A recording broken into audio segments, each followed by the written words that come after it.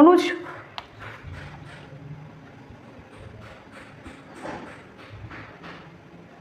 ও দুটো সাবজেক্ট আছে, একটা হচ্ছে ম্যাথ আর একটা হচ্ছে সায়েন্স। এই দুটো সাবজেক্টে ও 60% মার্কস পেয়েছে। এবার প্রথম যে সাবজেক্টটা ছিল সেটা হচ্ছে সায়েন্স। এই সায়েন্সে টোটাল এক্সাম হয়েছে 150-তে, ও পেয়েছে 90। এবার ম্যাথের টোটাল এক্সাম হয়েছে 100-এ, ও কত এখানে পেলে ওভারঅল ওর পার্সেন্ট হবে 60%, সেটা জিজ্ঞাসা করেছে।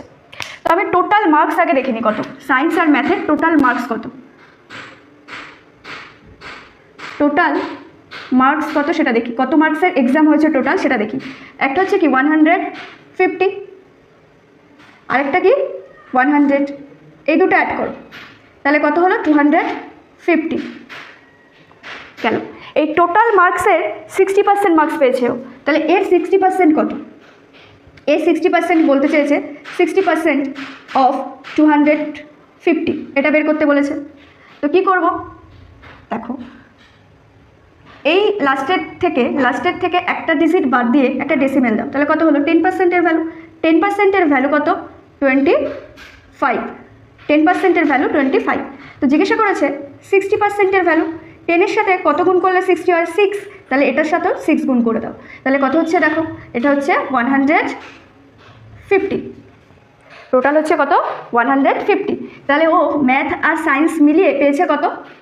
ওর অফ 10 মার্ক কত? ম্যাথ আর সায়েন্স মিলিয়ে ও পেয়েছে কত?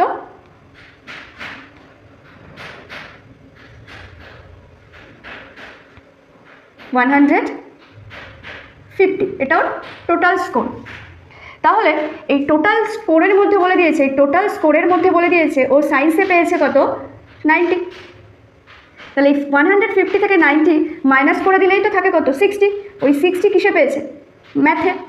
তাহলেই তো টোটাল স্কোর 150 হয়, ওভারঅল ও 60% নাম্বার পায়, তার মানে ম্যাথে পেয়েছে কত?